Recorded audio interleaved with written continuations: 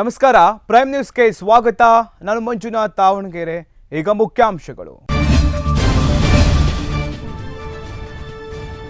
ಬೆಂಗಳೂರು ವಿಮಾನ ನಿಲ್ದಾಣಕ್ಕೆ ರೈಲು ಪ್ರಯಾಣದ ಕನಸು ನನಸು. ರೈಲು ನಿಲ್ದಾಣದಿಂದ ದೇವನಹಳ್ಳಿಗೆ ಡೆಮೋ ರೈಲು ಸಂಚಾರ ಆರಂಭ. ಪ್ರಯಾಣಿಕರು ಫುಲ್ ಖುಷ್. ಕುರುಬ ಸಮುದಾಯದ ಹೋರಾಟ ಹಾಗೂ ಸಮಾವೇಶಕ್ಕೆ ಯಾರಿಂದಲೂ ವಿರೋಧವಿಲ್ಲ. ಸುಖ ಸುಮ್ಮನೆ ಮಾಧ್ಯಮಗಳಲ್ಲಿ ಇಲ್ಲಸಲ್ಲದ ಮಾತುಗಳು ಕೇಳಿ ಬರ್ತಾ ಇವೆ. ರಾಯಚೂರು ಜಿಲ್ಲೆಯ ಸಿಂಧನೂರಿನಲ್ಲಿ ಸಚಿವ ಈಶ್ವರಪ್ಪ ಹೇಳಿಕೆ. ಸದಾನಂದಗೌಡರ ಆರೋಗ್ಯದಲ್ಲಿ ಚೇತರಿಕೆ. ಡಿವಿಎಸ್ರ ಆರೋಗ್ಯ ವಿಚಾರಿಸಿದ ಸಿಎಂ ಬಿಎಸ್ವೈ. ಶೀಘ್ರ ಗುಣಮುಖರಾಗಲು ಶುಭ ಹಾರೈಸಿದ ರಾಜಕೀಯ ಗಣ್ಯರು.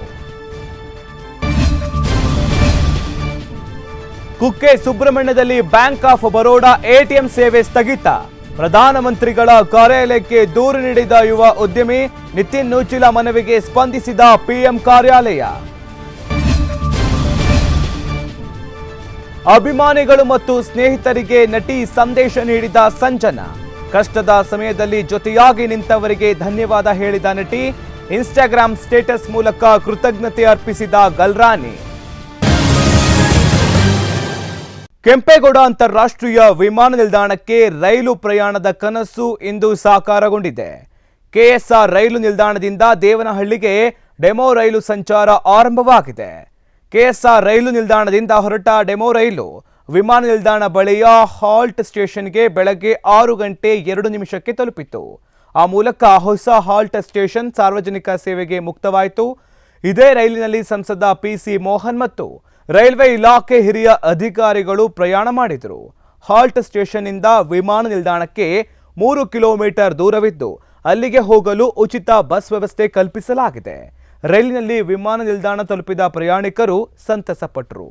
ಇನ್ನು ರೈಲುಗಳ ವೇಳಾಪಟ್ಟಿ, ಪ್ರಯಾಣಿಕರ ಆಸನ ವ್ಯವಸ್ಥೆ, ಟಿಕೆಟ್ ಕೌಂಟರ್, ಕಾಫಿ ಶಾಪ್ ಸೇರಿ ಎಲ್ಲ ಸೌಲಭ್ಯಗಳು ಒಳಗೊಂಡು ಸುಸಜ್ಜಿತ ರೈಲು ನಿಲ್ದಾಣ ಇದಾಗಿದೆ. ವಿಮಾನಗಳ ದಟ್ಟಣೆ ಅವಧಿಗೆ ಅನುಗುಣವಾಗಿ ಈ ರೈಲುಗಳ ವೇಳಾಪಟ್ಟಿಯನ್ನ ಸಿದ್ಧಪಡಿಸಲಾಗಿದೆ. ಸದ್ಯ ಪ್ರತಿದಿನ 5 ರೈಲುಗಳು ಸಂಚರಿಸಲಿವೆ. ವಿಮಾನಗಳು ಹೆಚ್ಚು ಸಂಚರಿಸುವ ವೇಳೆ ಉಪನಗರ ರೈಲುಗಳು ಕಾರ್ಯಾಚರಣೆ ಮಾಡಲಿವೆ. ಕೆಎಸ್ಆರ್ ರೈಲು ನಿಲ್ದಾಣದಿಂದ ₹10 ಮತ್ತು ಕಂಟೋನ್ಮೆಂಟ್ ರೈಲು ನಿಲ್ದಾಣದಿಂದ ₹15 ದರದಲ್ಲಿ ವಿಮಾನ ನಿಲ್ದಾಣ ತಲುಪಬಹುದಾಗಿದೆ ಅಂತ ಅಧಿಕಾರಿಗಳು ಮಾಹಿತಿ ನೀಡಿದ್ದಾರೆ. ಕೇಂದ್ರ ಸಚಿವ ಡಿವಿ ಸದಾನಂದಗೌಡ ಅವರು ಅನಾರೋಗ್ಯದಿಂದ ಬೆಂಗಳೂರಿನ ಖಾಸಗಿ ಆಸ್ಪತ್ರೆಯಲ್ಲಿ ಟ್ರೀಟ್ಮೆಂಟ್ ಪಡೆದುಕೊಳ್ತಾ ಇದ್ದಾರೆ. ಮುಖ್ಯಮಂತ್ರಿ ಬಿಎಸ್ ಯಡಿಯೂರಪ್ಪ ಅವರು ಡಿವಿಎಸ್ ಅವರನ್ನ ಭೇಟಿಯಾಗಿ ಆರೋಗ್ಯ ವಿಚಾರಿಸಿದರು. ಅಲ್ಲದೆ ಉಪಮುಖ್ಯಮಂತ್ರಿಗಳು ಮತ್ತು ಸಾರಿಗೆ ಸಚಿವರಾದ ಶ್ರೀ ಲಕ್ಷ್ಮಣ್ ಸವದಿ ಮತ್ತಿತರ ಸಚಿವರು ಭೇಟಿಯಾಗಿ ಸದಾನಂದಗೌಡರು ಶೀಘ್ರವಾಗಿ ಚೇತರಿಸಿಕೊಳ್ಳಲಿ ಅಂತ ಹಾರೈಸಿದರು. ಅಂದ ಹಾಗೆ ನಿನ್ನೆ ಶಿವಮೊಗ್ಗದ ಬಿಜೆಪಿಯ ವಿಶೇಷ ಸಭೆ ಮುಗಿಸಿಕೊಂಡು ಚಿತ್ರದುರ್ಗಕ್ಕೆ ಆಗಮಿಸ್ತಾ ಇದ್ದಂತೆ ಕೇಂದ್ರ ಸಚಿವ ಡಿವಿ ಸದಾನಂದಗೌಡ ಅವರಿಗೆ ಶುಗರ್ ಲೋ ಆಗಿ ಮೂರ್ಛೆ ತಪ್ಪಿ ಬಿದ್ದಿದ್ದಾರೆ. ಕೂಡಲೇ ಅವರನ್ನ ಚಿತ್ರದುರ್ಗದ ಖಾಸಗಿ ಆಸ್ಪತ್ರೆಗೆ ದಾಖಲು ಮಾಡಲಾಗಿತ್ತು. ಬಳಿಕ ಅವರನ್ನ ಹೆಚ್ಚಿನ ಟ್ರೀಟ್ಮೆಂಟ್ಗಾಗಿ ಬೆಂಗಳೂರಿನ ಖಾಸಗಿ ಆಸ್ಪತ್ರೆಗೆ ದಾಖಲು ಮಾಡಲಾಗಿದೆ. ರಾಯಚೂರು ಜಿಲ್ಲೆಯ ಸಿಂಧನೂರು ಪಟ್ಟಣದ ಮಾಜಿ ಸಂಸದ ಕೆ ವಿರೂಪಾಕ್ಷಪ್ಪ ಅವರ ಮನೆಯಲ್ಲಿ ಮಾಧ್ಯಮದವರೊಂದಿಗೆ ಮಾತನಾಡಿದ ಸಚಿವ ಕೆಎಸ್ ಈಶ್ವರಪ್ಪ, ಕುರುಬ ಸಮುದಾಯದ ಹೋರಾಟ ಮತ್ತು ಸಮಾವೇಶಕ್ಕೆ ಯಾವುದೇ ಪಕ್ಷದ ಮುಖಂಡರ ವಿರೋಧವಿಲ್ಲ. ಆದರೆ ಸಾಕಷ್ಟು ಇಲ್ಲಸಲ್ಲದ ಮಾತುಗಳು ಮಾಧ್ಯಮ ಮತ್ತು ಸಾಮಾಜಿಕ ಜಾಲತಾಣದಲ್ಲಿ ಕೇಳಿ ಬರ್ತಾ ಇದೆ. ಇನ್ನು ಎಸ್ಟಿ ಹೋರಾಟಕ್ಕೂ ಆರ್ಎಸ್ಎಸ್ಗೂ ಯಾವುದೇ ಸಂಬಂಧವಿಲ್ಲ. ಇಡೀ ರಾಜ್ಯದಲ್ಲಿ ಹೋರಾಟಕ್ಕೆ ಉತ್ತಮ ಸ್ಪಂದನೆ ಸಿಗ್ತಾ ಇದೆ. ಸ್ವತಃ ಶ್ರೀಗಳೇ ಸಿದ್ದರಾಮಯ್ಯನವರ ಮನೆಗೆ ಹೋಗಿ ಬಂದಿದ್ದಾರೆ.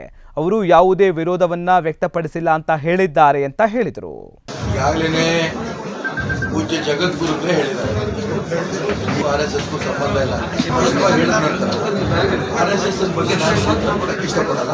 ಇಡೀ ರಾಜ್ಯದಲ್ಲೇ ಆ ಒಂದು ಹೋರಾಟಕ್ಕೆ ನಿರೀಕ್ಷೆಗೆ ಮೀರಿ ಬೆಂಬಲ ಕೊಡ್ತಾ ಇರೋಂಥ ಸಂದರ್ಭದಲ್ಲಿ ಆರ್ಎಸ್ಎಸ್ ಹೆಸರು ಯಾಕೆ ಅವ್ರು ತಂದ್ರು ನನಗಂತೂ ಗೊತ್ತಿಲ್ಲ.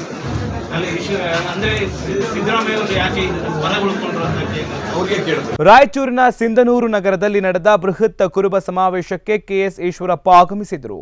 ಈ ವೇಳೆ ಮಾತನಾಡಿದ ಅವರು, ಕಾಗಿನೆಲೆ ಜಗದ್ಗುರುಗಳ ನೇತೃತ್ವದಲ್ಲಿ ಜನಜಾಗೃತಿ ಆರಂಭವಾಗಿದೆ. ಈಗಾಗಲೇ ಜನಪ್ರತಿನಿಧಿಗಳ, ಮಹಿಳಾ ಸಮಾಜದ ಒಡೆಯರ್ ಹಾಗೂ ವಿಭಾಗೀಯ ಮಟ್ಟದ ಸಮಾವೇಶಗಳಾಗಿವೆ.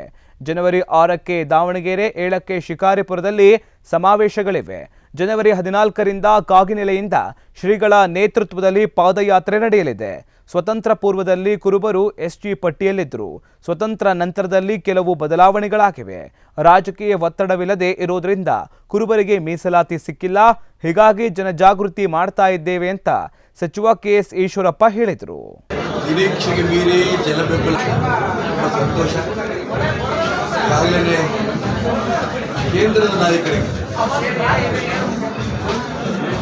ಬುಡಕಟ್ಟು ಸಮಾಜದ ಮಂತ್ರಿಗಳು ರೇಣುಕಾ ಸಿಂಗ್ ಅವ್ರನ್ನ ಈಗಾಗಲೇ ಭೇಟಿ ಮಾಡಿದ್ದೇವೆ. ಕೇಂದ್ರ ಸಚಿವರಾದ ಪ್ರಹ್ಲಾದ್ ಜೋಶಿ ಅವರನ್ನು ಭೇಟಿ ಮಾಡಿದ್ದೇವೆ. ಭಾರತೀಯ ಜನತಾ ಪಾರ್ಟಿಯ ಸಂಘಟನಾ ಪ್ರಧಾನ ಕಾರ್ಯದರ್ಶಿ ಸಂತೋಷ್ ಭೇಟಿ ಮಾಡಿದ್ದೇವೆ. ಭಾರತದಲ್ಲಿ 2 ಕೊರೋನಾ ವೈರಸ್ ಲಸಿಕೆಗಳ ತುರ್ತು ಸಾರ್ವತ್ರಿಕ ಬಳಕೆಗೆ ಅನುಮತಿ ನೀಡಿರುವ drugs controller general of India ನಿರ್ಧಾರವನ್ನು ವಿಶ್ವ ಆರೋಗ್ಯ ಸಂಸ್ಥೆ ಸ್ವಾಗತಿಸಿದೆ. 2 ಕೊರೋನಾ ಲಸಿಕೆಗಳ ತುರ್ತು ಬಳಕೆಗೆ ಅನುಮತಿ ನೀಡಿರುವ ಭಾರತದ ನಿರ್ಧಾರ ಸ್ವಾಗತಾರ್ಹ. ಕೊರೋನಾ ವೈರಸ್ ವಿರುದ್ಧದ ದಿಟ್ಟ ಹೋರಾಟದಲ್ಲಿ ಭಾರತ ಅತ್ಯಂತ ಮಹತ್ವದ ಘಟ್ಟ ತಲುಪಿದೆ ಅಂತ ವಿಶ್ವ ಆರೋಗ್ಯ ಸಂಸ್ಥೆ ಸಂತಸ ವ್ಯಕ್ತಪಡಿಸಿದೆ. ಈ ಕುರಿತು ಮಾತನಾಡಿರುವ ವಿಶ್ವ ಆರೋಗ್ಯ ಸಂಸ್ಥೆಯ ಆಗ್ನೇಯ ಏಷ್ಯಾ ಪ್ರದೇಶದ ಪ್ರಾದೇಶಿಕ ನಿರ್ದೇಶಕ ಡಾಕ್ಟರ್ ಪೂನಂ ಖೇತ್ರಪಾಲ್ ಸಿಂಗ್ ಭಾರತದ ಈ ನಿರ್ಧಾರವನ್ನು ಐತಿಹಾಸಿಕ ಅಂತ ಬಣ್ಣಿಸಿದರು. ಮಾರಕ ಕೊರೋನಾ ವೈರಸ್ ವಿರುದ್ಧ ಹೋರಾಟ ಅತ್ಯಂತ ದಿಟ್ಟ ಹೋರಾಟ ನಡೆಸ್ತಾ ಇದ್ದು, ಇದೀಗ ಲಸಿಕೆ ಬಳಕೆಗೆ ಅನುಮತಿ ನೀಡುವ ಮೂಲಕ ಈ ಹೋರಾಟದಲ್ಲಿ ಜಯ ಸಾಧಿಸುವ ಹಂತಕ್ಕೆ ಬಂದು ತಲುಪಿದೆ ಅಂತ ಅಭಿಪ್ರಾಯಪಟ್ಟಿದ್ದಾರೆ. ಪ್ರಸಿದ್ಧ ಪುಣ್ಯಕ್ಷೇತ್ರ ಕುಕ್ಕೆ ಸುಬ್ರಹ್ಮಣ್ಯದಲ್ಲಿ ಕಳೆದ 25 ವರ್ಷಗಳಿಂದ ವಿಜಯ ಬ್ಯಾಂಕ್ ಕಾರ್ಯವನ್ನು ನಿರ್ವಹಿಸ್ತಾ ಇದೆ. ಆದರೆ ವಿಜಯ ಬ್ಯಾಂಕ್ ಆಫ್ ಬರೋಡಾ ಜೊತೆ ವಿಲೀನವಾದ ಬಳಿಕ ಅಲ್ಲಿ ಎಟಿಎಂ ಸೇವೆ ಸ್ಥಗಿತಗೊಂಡಿತ್ತು. ಇದರಿಂದ ಕ್ಷೇತ್ರಕ್ಕೆ ಬರುವ ಭಕ್ತರಿಗೆ ಹಾಗೂ ಸ್ಥಳೀಯರಿಗೆ ಸಾಕಷ್ಟು ತೊಂದರೆಯಾಗ್ತಾ ಇತ್ತು. ಅಲ್ಲದೆ ಇಲ್ಲಿ ಶಾಖೆಗಳೇ ಇಲ್ಲದ ಬ್ಯಾಂಕ್ಗಳ ಎಟಿಎಂ ಕೇಂದ್ರಗಳು ಕಾರ್ಯನಿರ್ವಹಿಸ್ತಾ ಇವೆ. ಹಾಗಾಗಿ 25 ವರ್ಷಗಳಿಂದ ಕಾರ್ಯನಿರ್ವಹಿಸ್ತಾ ಇರುವ ಬ್ಯಾಂಕಿಗೆ ಎಟಿಎಂ ಇಲ್ಲ ಅನ್ನೋ ಬಗ್ಗೆ ಇಲ್ಲಿನ ಯುವ ಉದ್ಯಮಿ ನಿತಿನ್ ನೂಚಿಲ ಪ್ರಧಾನಮಂತ್ರಿಗಳ ಪೇಜಿ ಪೋರ್ಟಲ್ ಮೂಲಕ ಪ್ರಧಾನಮಂತ್ರಿಗಳ ಕಾರ್ಯಾಲಯಕ್ಕೆ ದೂರನ್ನು ಸಲ್ಲಿಸಿದರು. ಅವರ ದೂರಿಗೆ ಕೂಡಲೇ ಸ್ಪಂದಿಸಿದ ಪಿಎಂ ಕಾರ್ಯಾಲಯವು ಈ ಬಗ್ಗೆ ಸೂಕ್ತ ವ್ಯವಸ್ಥೆ ಮಾಡುವಂತೆ ಬ್ಯಾಂಕ್ ಆಫ್ ಬರೋಡಾದ ಗುಜರಾತ್ನ ಪ್ರಧಾನ ಕಚೇರಿ ಜನರಲ್ ಮ್ಯಾನೇಜರ್ಗೆ ಆದೇಶಿಸಿದೆ. ಪ್ರಧಾನಿ ಕಾರ್ಯಾಲಯದ ಆದೇಶದಂತೆ ಬ್ಯಾಂಕ್ ಅಧಿಕಾರಿಗಳು ಮಂಗಳೂರಿನ ರೀಜನಲ್ ಕಚೇರಿಗೆ ಆದೇಶಿಸಿದ್ದಾರೆ.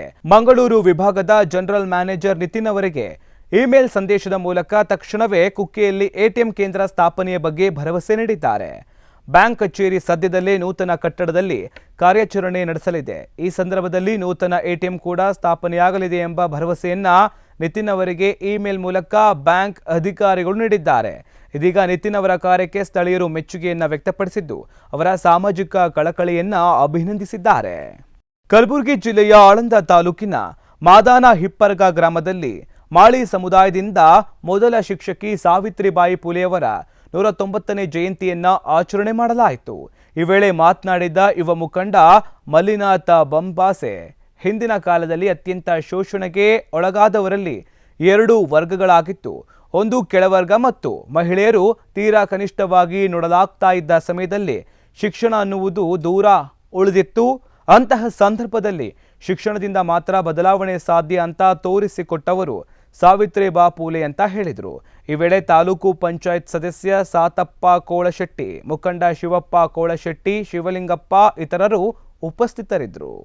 ನೂತನವಾಗಿ ಆಯ್ಕೆಯಾದ ಗ್ರಾಮ ಪಂಚಾಯತ್ ಸದಸ್ಯರನ್ನ ಈ ಸಂದರ್ಭದಲ್ಲಿ ಆತ್ಮೀಯವಾಗಿ ಸನ್ಮಾನ ಕೂಡ ಮಾಡಲಾಯಿತು.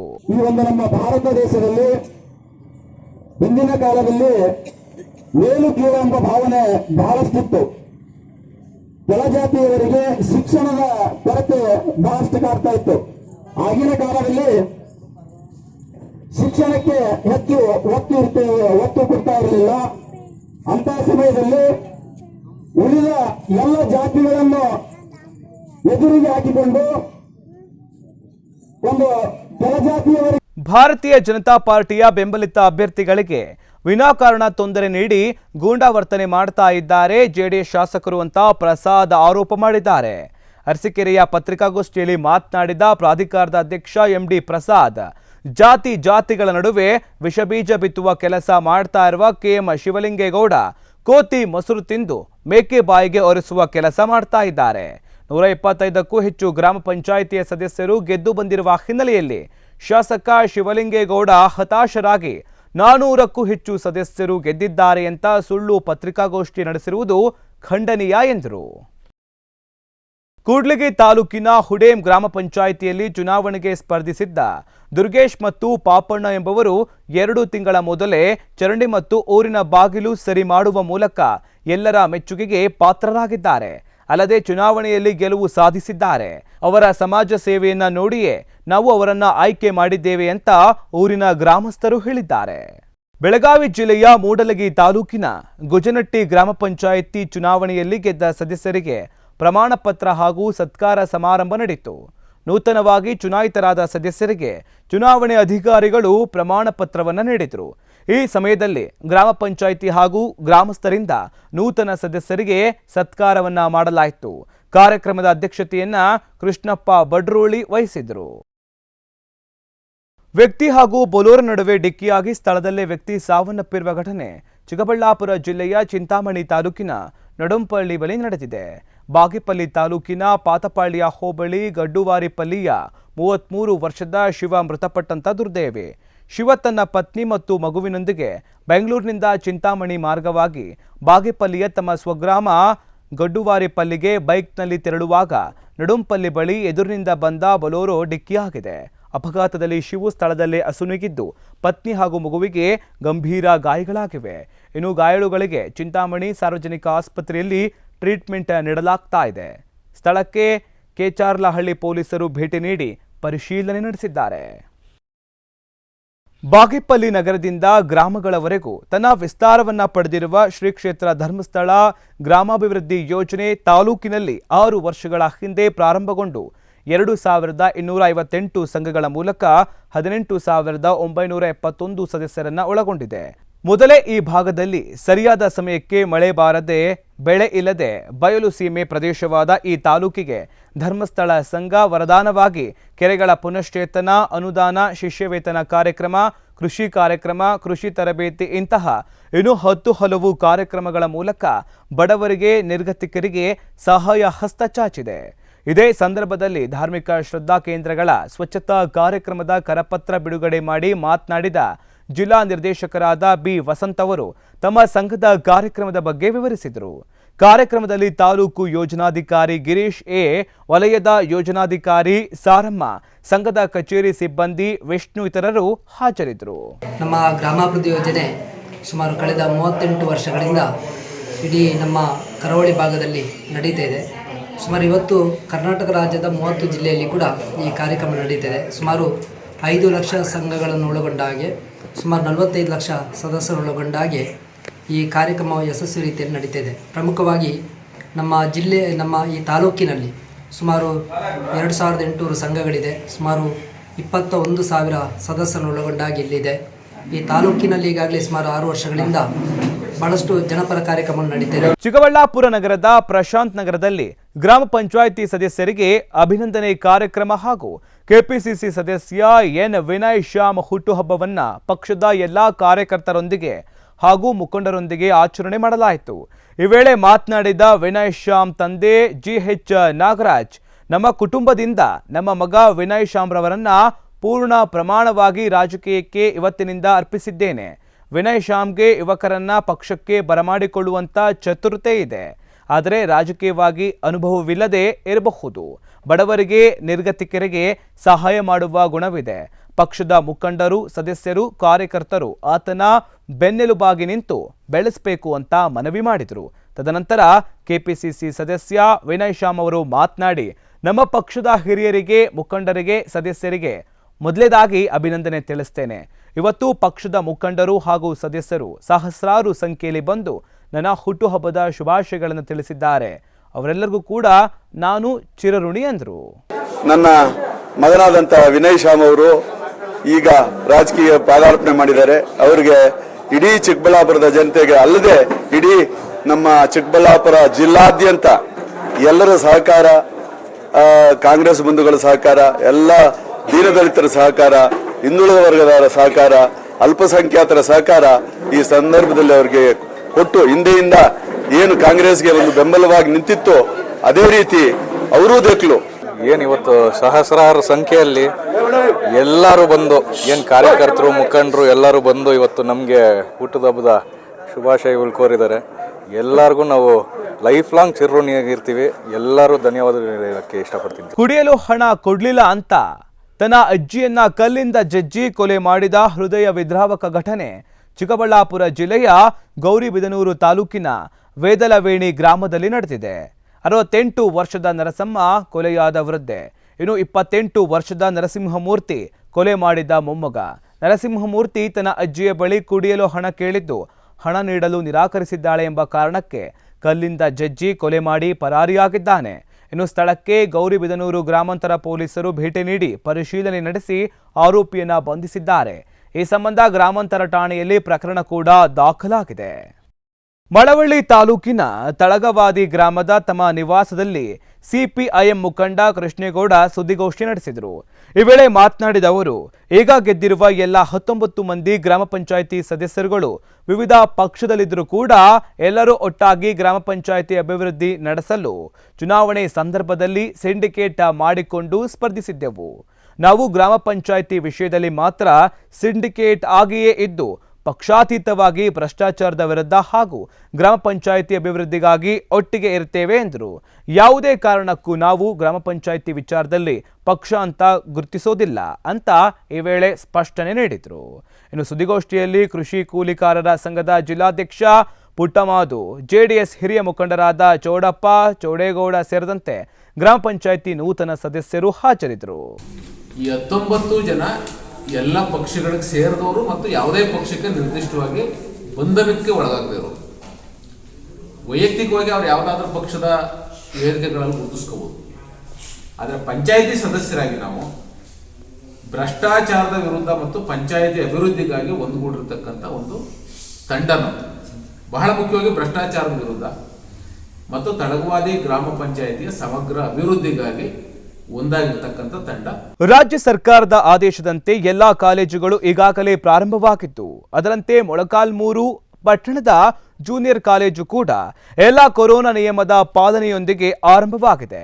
ಇನ್ನು ಕಾಲೇಜಿನ ಪ್ರತಿಯೊಂದು ಕೊಠಡಿಗೂ ಸ್ಯಾನಿಟೈಸರ್ ಮಾಡಿಸಿ ಸ್ವಚ್ಛತೆಯನ್ನು ಕೈಗೊಂಡಿತ್ತು. ಅದರಂತೆ ಆಗಮಿಸುವಂತ ಎಲ್ಲ ವಿದ್ಯಾರ್ಥಿಗಳಿಗೂ ಟೆಂಪರೇಚರ್ ಚೆಕ್ ಮಾಡಿ ಪರಸ್ಪರ ಅಂತರವನ್ನು ಕಾಪಾಡಿಕೊಳ್ಳುವಂತೆ ಸೂಚಿಸಲಾಗಿದೆ. ಕೆಲ ವಿದ್ಯಾರ್ಥಿಗಳು ಮಾತನಾಡಿ ಆನ್ಲೈನ್ ಕ್ಲಾಸ್ನಿಂದ ತುಂಬಾ ತೊಂದರೆ ಆಗ್ತಾ ಇತ್ತು, ಈಗ ಇಲ್ಲಿ ಎಲ್ಲ ವಿದ್ಯಾರ್ಥಿಗಳ ಜೊತೆ ಖುಷಿಯಾಗಿ ಕಲಿಯಬಹುದು ಅಂತ ತಿಳಿಸಿದರು. ಸರ್ಕಾರಿ ಪದವಿ ಪೂರ್ವ ಕಾಲೇಜು ಮೊಳಕಾಲ್ಮೂರು, ಇಲ್ಲಿ ಈಗ ದ್ವಿತೀಯ PUC ತರಗತಿಗಳು ಪ್ರಾರಂಭವಾಗಿದ್ದಾವೆ. ಈ ದ್ವಿತೀಯ PUC ತರಗತಿಗಳ ಪ್ರಾರಂಭಕ್ಕೆ ಸಂಬಂಧಿಸಿದಂತೆ ನಾವು ಪುರಸಭೆಯವರ ಸಹಕಾರದೊಂದಿಗೆ ನಮ್ಮ ಬಿಲ್ಡಿಂಗನ್ನು ಪೂರ್ಣವಾಗಿ ಸ್ವಚ್ಛಗೊಳಿಸಿದ್ವಿ. ನಮ್ಮ ಡಿ ಗ್ರೂಪ್ ನೌಕರರು ಕೂಡ ಇದಕ್ಕೆ ಭಾಗಿಯಾಗಿ ಸಂಪೂರ್ಣವಾಗಿ ಸ್ವಚ್ಛ ಮಾಡಿದ್ದಾರೆ. ನಮಗೆ ಚುನಾವಣೆಗೆ ನಮ್ಮ ಕಟ್ಟಡ ತೆಗೆದುಕೊಂಡಿದ್ದರಿಂದ ನಮಗೆ ಸ್ವಚ್ಛತೆ ಮಾಡಿಕೊಳ್ಳೋದಕ್ಕೆ ತುಂಬ ಸಹಕಾರ ಆಯಿತು. ಇದರ ಜೊತೆಗೆ ಪುರಸಭೆಯವರು ನಮ್ಮ ಬಿಲ್ಡಿಂಗ್ ಪೂರ್ಣವಾಗಿ ಸ್ಯಾನಿಟೈಸೇಷನನ್ನು ಮಾಡಿಕೊಟ್ಟಿದ್ದಾರೆ. ಅದಕ್ಕೆ ಅವ್ರಿಗೆ ನನಗೊಂದು ವಿಶೇಷವಾಗಿ ಧನ್ಯವಾದವನ್ನು ಕೂಡ ಅವರಿಗೆ ತಿಳಿಸಲಿಕ್ಕೆ ಇಚ್ಛೆ ಪಡ್ತಾ ಇದ್ದೇನೆ. ಆನ್ಲೈನ್ ಕ್ಲಾಸಸ್ಸಲ್ಲಿ ಅರ್ಥ ಆಗ್ತಿರ್ಲಿಲ್ಲ, ಆಫ್ಲೈನ್ ಕ್ಲಾಸಸ್ಸಲ್ಲಿ ಭಾಳ ಕ್ಲಿಯರಾಗಿ ಅರ್ಥ ಆಗ್ತಿದೆ. ಅವರು ಹೇಳ್ಕೊಟ್ಟಿರೋದೆಲ್ಲ ನಾವು ಅದನ್ನೆಲ್ಲ ಕ್ಯಾಚ್ ಮಾಡಿಕೊಂಡು ನಾವು ಹೆಂಗೆ ಎಕ್ಸಾಮ್ಸಿಗೆ ಅಟೆಂಡ್ ಮಾಡಬೇಕು ಅಂತ ಎಲ್ಲ ಹೇಳ್ಕೊಡ್ತಿದ್ದಾರೆ ಕ್ಲಿಯರಾಗಿ.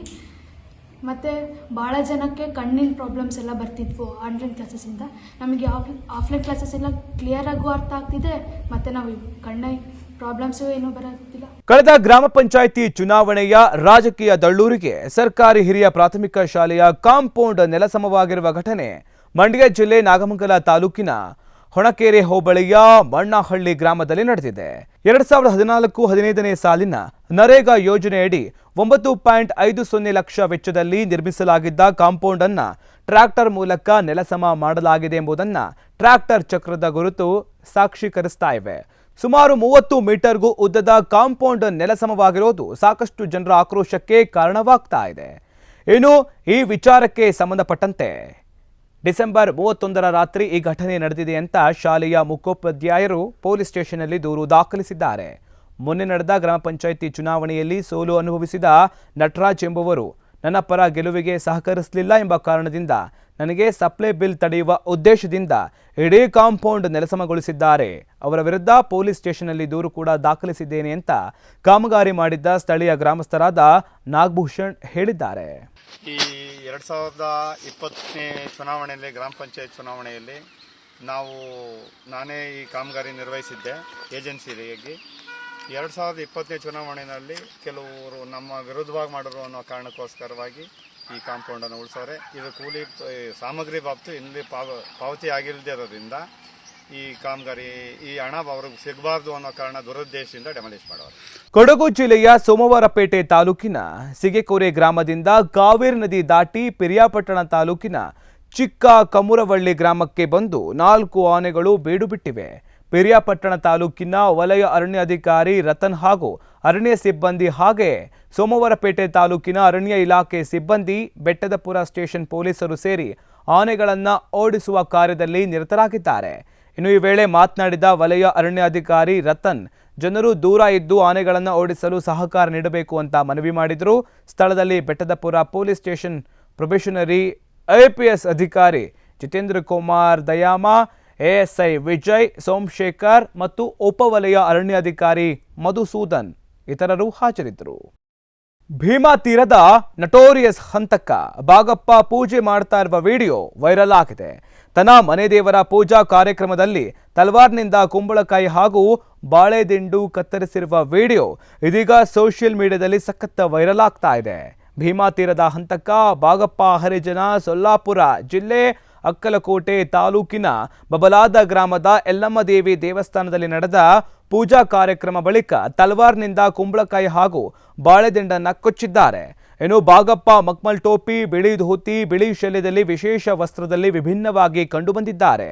ಅಲ್ಲದೆ ಇತ್ತೀಚೆಗೆ ಅಷ್ಟೇ ವಿಜಯಪುರದ ಇಂಡಿ ಪಟ್ಟಣದ ಚಿನ್ನದ ವ್ಯಾಪಾರಿ ನಾಮದೇವ ದಾಂಡೆಗೆ ಹಣಕ್ಕಾಗಿ ಬೇಡಿಕೆ ಇಟ್ಟಿದ್ದ ಆರೋಪದ ಮೇಲೆ ಜೈಲಿಂದ ಜಾಮೀನು ಪಡೆದು ಭೀಮಾ ತೀರದ ಹಂತಕ ಬಾಗಪ್ಪ ಹೊರಬಂದಿದ್ದಾರೆ. ಆ ಮನೆಗೆ ನಂದಾದೀಪವಾಗಿದ್ದ ಮಗ ಕಳೆದ 4 ವರ್ಷಗಳ ಹಿಂದೆ ಬೈಕ್ ಅಪಘಾತದಲ್ಲಿ ತೀರಿ ಹೋಗಿದ್ದ. ಅಂದು ಮಗ ಹೆಲ್ಮೆಟ್ ಧರಿಸಿದ್ರೆ ಇಂದು ಬದುಕ್ತಾ ಇದ್ದ ಎಂಬ ನೋವು ಆ ಕುಟುಂಬವನ್ನ ಇನ್ನೂ ಕಾಡುತ್ತಲೇ ಇದೆ. ತಮಗೆ ಆದ ದುಃಖ ಬೇರೆ ಯಾವ ಪೋಷಕರಿಗೂ ಆಗಬಾರ್ದು ಅಂತ ಆ ತಂದೆ ತಾಯಿ ಈಗ ವಿಭಿನ್ನ ಪ್ರಯತ್ನಕ್ಕೆ ಕೈ ಹಾಕಿದ್ದಾರೆ. ಹಾಗಾದ್ರೆ ಏನದು ವಿಭಿನ್ನ ಪ್ರಯತ್ನ ಅಂತೀರಾ? ನೀವೇ ನೋಡಿ.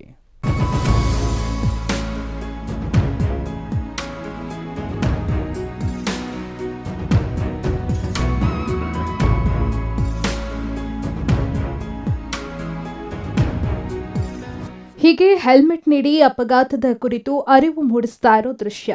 ಮತ್ತೊಂದೆಡೆ ರಕ್ತದಾನ ಸೇರಿದಂತೆ ಹಲವು ಸಾಮಾಜಿಕ ಕಾರ್ಯಕ್ರಮಗಳನ್ನು ಹಮ್ಮಿಕೊಂಡಿರುವುದು. ಈ ಎಲ್ಲ ದೃಶ್ಯ ಕಂಡುಬಂದಿದ್ದು ಕೋಲಾರ ಜಿಲ್ಲೆಯ ಮಾಲೂರು ತಾಲೂಕಿನ ಲಿಂಗಾಪುರ ಗ್ರಾಮದಲ್ಲಿ.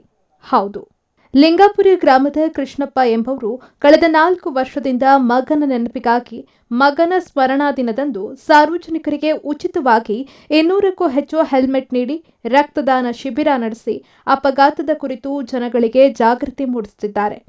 ಕೃಷ್ಣಪ್ಪ ಅವರ ಒಬ್ಬನೇ ಮಗನಾಗಿದ್ದ ವಿಕ್ರಮ್ ಕಳೆದ 4 ವರ್ಷಗಳ ಹಿಂದೆ ಬೈಕ್ ಆಕ್ಸಿಡೆಂಟ್ನಲ್ಲಿ ಮೃತಪಟ್ಟಿದ್ದ. ಇನ್ನು ತನ್ನ ಮಗ ಹೆಲ್ಮೆಟ್ ಧರಿಸದೆ ಬೈಕ್ ಚಾಲನೆ ಮಾಡಿದ್ದು ಮಗನ ಸಾವಿಗೆ ಕಾರಣವಾಗಿತ್ತು. ಹೀಗಾಗಿ ಇಂದಿನ ಯುವ ಜನತೆ ಸ್ಟೈಲ್ಗಾಗಿ ಹೆಲ್ಮೆಟ್ ಧರಿಸದೆ ವೇಗವಾಗಿ ಬೈಕ್ ಓಡಿಸ್ತಾರೆ. ಆದರೆ ಅಪಘಾತವಾದಾಗ ಅವರ ತಂದೆ ತಾಯಿ ಪಡುವ ವೇದನೆ ಜೀವನ ಪರ್ಯಂತ ಕಾಡುತ್ತೆ.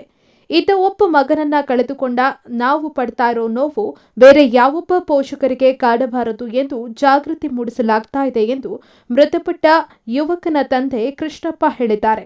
ಹೆಲ್ಮೆಟ್ ವಿತರಣೆ ಇರ್ಬೋದು 4 ವರ್ಷದಿಂದ ಕಂಟಿನ್ಯೂ ಇದೆ.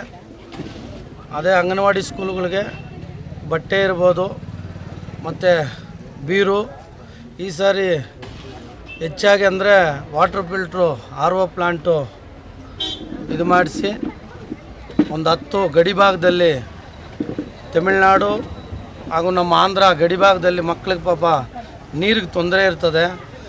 ಅಂಥ ಟೈಮಲ್ಲಿ ನಾವು ಅವ್ರಿಗೆ ಏನೋ ಒಂದು ಅನುಕೂಲ ಮಾಡಿದ್ರೆ ಅವರು ಬೆಳವಣಿಗೆ ಚೆನ್ನಾಗಿರ್ತದೆ. ನೀರಿನ ಅಂಶ ಇವಾಗ 2100 ಅಡಿ ಬೋರ್ವೆಲ್ ಕೊರೆದ್ರೂ ನೀರಿಲ್ಲ. ಅಂಥ ಕಾಲದಲ್ಲಿ ನಾವು ಏನೋ ಒಂದು ಒಳ್ಳೆ ರೀತಿಯಾಗಿ ನಡೆಸ್ಕೊಂಡು ಹೋದರೆ ನಮಗೆ ನಮ್ಮ ಮಗನ ಆಸೆಗಿತ್ತು ಅದು ಚೆನ್ನಾಗಿರ್ತದೆ ನಮ್ಮಲ್ಲಿ ಅಂತೇಳ್ಬಿಟ್ಟು ನಾನು ಆ ರೀತಿ ಮಾಡೋಣ ಅಂತೇಳ್ಬಿಟ್ಟು ಮಾಡಿದ್ದೀನಿ. ಸತತವಾಗಿ ಎಲ್ಲ ನಾವು ಪ್ರಾಣ ಇರೋವರೆಗೂ ಮಾಡ್ತೀವಿ. ಹೆಲ್ಮೆಟ್ ಏನಂದರೆ ನಮ್ಮ ಮಗ ಹೆಲ್ಮೆಟ್ ಹಾಕ್ಕೊಂಡಿರಲಿಲ್ಲ, ಆಕ್ಸಿಡೆಂಟಲ್ಲಿ ಅವನಿಗೆ ತಲೆಗೆ ಪೆಟ್ಟು ಬಿತ್ತು. ಅದೇ ರೀತಿ ಬೇರೆ ಮಕ್ಕಳಿಗೆ ಆಗೋದು ಬೇಡ, ಯಾರೋ ಒಬ್ಬರಿಗೆ ಒಳ್ಳೆಯದಾಗಲಿ. ಇನ್ನು ವಿಕ್ರಮ್ ಪುಣ್ಯ ಸ್ಮರಣೆಯಲ್ಲಿ ಸಾರ್ವಜನಿಕರಿಗೆ 200 ಹೆಲ್ಮೆಟ್ಗಳನ್ನು ಉಚಿತವಾಗಿ ನೀಡಲಾಯಿತು. ತಾಲೂಕಿನ ಗಡಿ ಗ್ರಾಮದ 50ಕ್ಕೂ ಹೆಚ್ಚು ಅಂಗನವಾಡಿ ಕೇಂದ್ರಗಳಿಗೆ ಕಬಾರ್ಡ್ಗಳು, 10 ಗ್ರಾಮ ಪಂಚಾಯಿತಿಗಳಿಗೆ ವಾಟರ್ ಫಿಲ್ಟರ್, ಹೀಗೆ ಎಲ್ಲವನ್ನ ಉಚಿತವಾಗಿ ನೀಡಲಾಯಿತು. ಇನ್ನು ಕಾರ್ಯಕ್ರಮಕ್ಕೆ ಮುಖ್ಯ ಅತಿಥಿಯಾಗಿ ಶಾಸಕ ಕೆವೈ ನಂಜೇಗೌಡ ಆಗಮಿಸಿ ರಕ್ತದಾನ ಶಿಬಿರ ಉದ್ಘಾಟನೆ ಮಾಡಿ ಹೆಲ್ಮೆಟ್ಗಳನ್ನು ವಿತರಿಸಿದರು. ಇದೇ ವೇಳೆ ಮಾತನಾಡಿದ ಶಾಸಕ ಕೆವೈ ನಂಜೇಗೌಡ, ಇಂದಿನ ಯುವಕರು ಬೈಕ್ ಕ್ರೇಜ್ ಬೆಳೆಸಿಕೊಂಡು ಹೆಲ್ಮೆಟ್ ಧರಿಸದೆ ಚಾಲನೆ ಮಾಡಿ ಅಪಘಾತಕ್ಕೆ ಈಡಾಗ್ತಿದ್ದಾರೆ. ಇಂತಹ ಘಟನೆಗಳು ಬೇರೆ ಯಾವ ಪೋಷಕರು ಅನುಭವಿಸಬಾರದು. ಹೆಲ್ಮೆಟ್ ವಿತರಣೆ, ರಕ್ತದಾನ ಶಿಬಿರ ಸೇರಿದಂತೆ ಹಲವು ಕಾರ್ಯಕ್ರಮಗಳನ್ನು ಹಮ್ಮಿಕೊಂಡು ಅಪಘಾತದ ಕುರಿತು ಪೋಷಕರಿಗೆ ಅರಿವು ಮೂಡಿಸ್ತಾ ಇರೋದು ಶ್ಲಾಘನೀಯ ಅಂದರು. ಒಬ್ಬ ಮಗ ವಿಕ್ರಮ್ ಅಂತೇಳಿ ಸುಮಾರು 20 ವರ್ಷ ಮಗ ಇದ್ದ. ಆಕಸ್ಮಿಕವಾಗಿ ಆಕ್ಸಿಡೆಂಟಲ್ಲಿ ಅವರು ತೀರ್ಕೊಂಡು ಸುಮಾರು 4ನೇ ವರ್ಷ ಇದು. ತಂದೆ ತಾಯಿ ಅವನ ಜ್ಞಾಪನಾರ್ಥಕವಾಗಿ ಪ್ರತಿ ವರ್ಷ ರಕ್ತದಾನ ಶಿಬಿರವನ್ನು ಮತ್ತು ನಮ್ಮ ತಾಲೂಕಿನಲ್ಲಿ ಗಡಿ ಭಾಗದಲ್ಲಿರುವಂಥ ಅಂಗನವಾಡಿ ಮತ್ತು ಶಾಲೆಗಳಿಗೆ ಅಂಗನವಾಡಿಗೆ ಬೇಕಾದಂಥ